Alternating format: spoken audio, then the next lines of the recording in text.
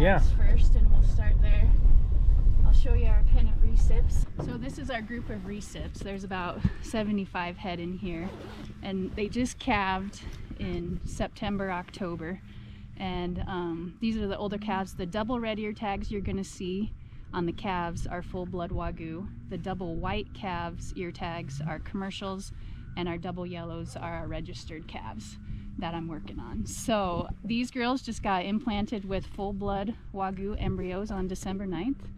And we've got the Wagyu bulls in here to clean up, so anybody who doesn't get pregnant with an embryo will be a half-blood Wagyu. So nice. And so what are recips? So recips are, I guess, the best way to maybe describe is like a surrogate mom. So we take an embryo and we have a process. We work closely with a vet to set them up with, and Ben's really good at this as well. Lots of, it takes about a month process to set them up. Yeah. Probably, shots and cedar and different kind of things to get them all synced at the same time to come into heat. And then the vet comes, put the embryos in. So basically they get pregnant with a calf that is not their own. So, but all of these, we put in 60 full-blood Wagyu embryos. So, hoping our conception rate is good on that. So, and if you want to know more about the recips and embryo transplants, you can go to a video that I have right here where I walked through that on an operation, Leachman Angus. Oh, sweet. So, yeah, we went through the AI process and embryo transplanting. And sure. Yeah, it's really a cool thing. Yeah, it is. Yeah. Well, and it's one other way that ranchers they attempt to up their production, because even though maybe the conception rate might not be as high, right, but right. The quality of the animal that you're getting, especially for meat, is much higher out of what you're getting than you could just by breeding what you have in the field. Yeah, and just the overall genetic improvement that you could do so quickly in your herd, makes a big difference too with the AI and the embryo transfer. Yeah, and quickly being relative in the ranching world, because even doing embryo transplants, I mean, it's not instant, because you have, like how long, kind of, if you could explain, like how long does it take? Let's say I decide I'm gonna embryo transplant a bunch of cows. How long before you see anything out of that? Right. So I mean, obviously it's 9 months to get a baby, and the thought is you take a lot of your top tier cattle out of your herd, and instead of just reproducing that cow one time to get one baby, you flush that cow, flush the embryos out, and the next year you can have 20 or 30 full blood progeny to that cow, and whoever you pair your mating up with the sire the very next year. So instead of just getting one and one and one and one, you 20, 30, or however many eggs that cow will produce for you. And then the calf that you get from that after 9 months is then fed for nearly a year. Nearly a year. Yeah. So you don't actually get a paycheck out of that for about 2 years. Yeah. So that's quick in the cattle world. That bull we call Fonzie right there. He's got the straw kind of on his back, and he's kind of our favorite Wagyu bull. And he's a Wagyu bull, like 100%. Yeah, we raised him. He was one of the original embryos that we put in, the Wagyu embryos. So we raised him from a calf. Oh, okay. Yeah. And now you're using him to breed. And you're able to do that because not in a normal herd you wouldn't want to take a bunch of your bulls out and breed them back to the calves, because you're like breeding their relatives. Right. But in this case you can, because it's not a relative, right? Not a relative. Not a relative. Yeah. Yeah. We raised him. We've actually collected semen on him, and we've been AIing a lot of our commercial heifers to him for terminal calves to raise in the feedlot to go through marbled. So this herd here is not AI. So why wouldn't you just AI everything? Yeah. So like with our heifers, we feed them MGA to set up, and we feed that for how many days did we feed that? 14 days, and then they stand for 19, and then they are supposed to all start, then we give them a shot, and then they all start cycling at the same time, and then we heat detect and Ben AIs, and we pull them in, and we AI 12 hours after they come into heat. And so we do that, and we do that a lot with the cows as well. We'll put a cedar in the cows to set them up with some hormone shots as well. And then we usually AI the cows, but this year, like I said, our daughter got married and we needed to simplify a few things, so we just turned the bulls out. And we turned a couple of our big herd bulls out, and then we've also got some homegrown bulls from our fall group last year that we've raised here on the ranch that I can show you. So we turned those boys out too, and turned them out December 1st, and we'll pull them here in a couple weeks, and hopefully everybody's pregnant. And it just takes a lot of work to AI something, doesn't it? It's so much time. What would you say? It's like, I mean, if for a bunch like this, like if you do a bunch of them, it's how long does it take you to AI? Well, we AI'd our 80 heifers the first week of December, and it took us, you know, it's a good 3 day process. Once they cycle, once they start cycling, you know, and stuff, and bring them in. So, you know, it's a group here in the morning, a group in the afternoon, and then your time breeds, and then a group, and you know, stuff. So not including like the prep and the cedars and right, not including. So what, like 2 or 3 weeks or something? Prep time. Well, the MGA is a little bit easier because our Mike just feeds it every morning in his feed truck. So it's quite a process to AI stuff. It's not as easy as just turning a bull out, because the bull does all the work for you. Whenever they're in heat, turning bulls out for cleanup, you know. Yeah, and cleanup means just the cows that, or the heifers, cows, whatever, that don't get pregnant on the AI, and so they'll cycle back, I don't know, 21, 28 days or something, and then that's when the bull cleans them up. So it's basically anything that doesn't get bred On the AI, during the AI, the bulls are conceive. there to pick it up out in the pasture when they're ready. You said, so the other ones, they're full blood Wagyu, or the little red tag ones. What are the ones that are yellow again? They're a registered herd.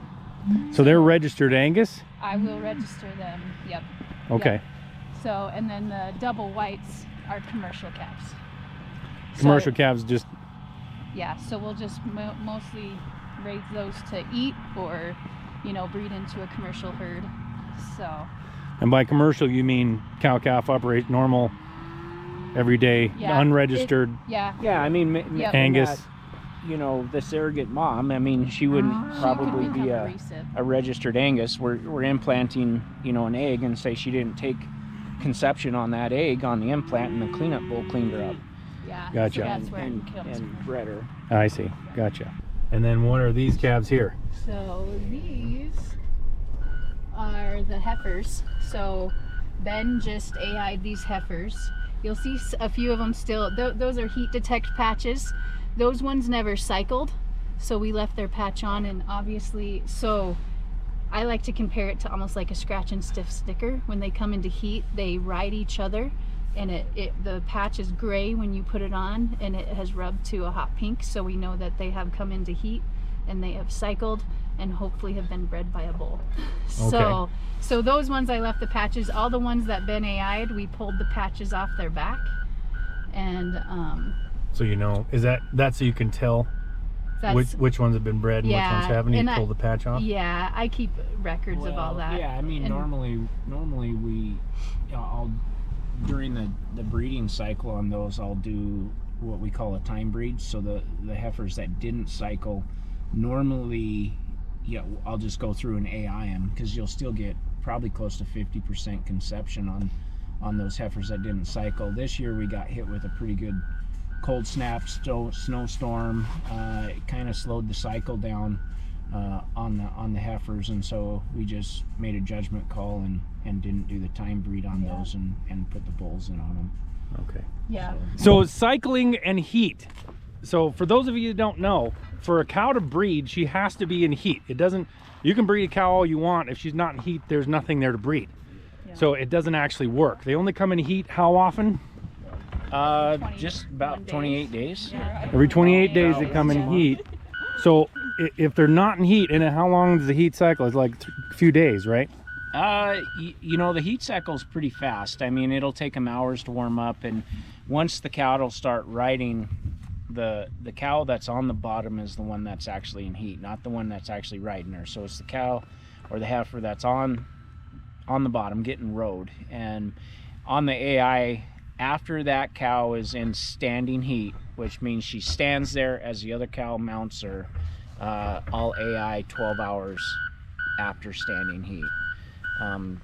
Just based on the ovulation, where that Best. egg is, yeah, they say that's your best opportunity to get her pregnant on the But AI. it doesn't last. I mean, you have a window there, but it's pretty Yeah. short window to Yeah, actually get it to take, right? Yep. So yeah, and as your AI, and we were talking about the time breed too. So the heifers are the cows that didn't cycle on that AI. Their patches are still gray. You AI them anyway. It's called the time breed at 72 hours after you've given the estromate shot, the hormone shot to kick them into heat. And so when you say cycle, what do you mean by That's just, I guess, fancy word for the cows in heat. Okay, You know, gotcha. she's ovulating Mhm. and is ready to breed. Okay. Yeah. I just want to explain that because a lot of people don't know what those terms. We'd use these terms all over the place, and then we don't realize it until we start. You know, people Try start to asking teach us like, people. "What does that mean?" Yeah. So, Cow's reproductive cycle is scary similar to that of the human. I mean, right. Once a month, and We do have a bigger window, though. we right? do have a Yeah. little bigger window, Yeah. maybe, yeah. And then 9 months pregnancy. 9 months pregnancy, which is interesting because horses are 11. Yeah. This steer right here, he's a homegrown bred steer. So I put his breeding, so he's out of the bull linebacker. And so I put a sire code up on the top, and then his mom's number on the bottom, the dam's number. He's shy. He must be. Yeah. Yeah. And so we can go around the pen and be like, oh, I really like the look of that one. That's out of Blaster, or that's out of Spur, or, so if we have their breeding on their tags, we can go through and visually identify some of Yeah. our better And you traits. can follow your product as you're going through the plants Yeah. as well. Once you're cutting that up and you're seeing that higher quality, better marbling, better consistency in that particular sire, then you can come back on a lot of your commercial heifers and commercial Yeah. cows that you're breeding for terminal calves, and AI a little heavier to those sire groups. I see. So That- you're like, these ones did good, so we're gonna use this sire for more of the cattle, that kind of thing. You brought up a good point because in the past, and a lot of people who are running cow-calf operations, which means just the ranch has been in the family for years and everything, they don't typically watch their genetics as much. But when you're starting from zero, you have to make every dollar count. You can't just turn out a bunch of cattle. You have to make sure that the cattle that are being produced are actually worth some money. So to do that, that's what they're talking about. They're watching each one to get the best production, the most bang for their buck. Because if you don't make money on these, then this place doesn't exist. We'd like enough money to be able to do philanthropy, but in the real world, you have to make money at this stuff. So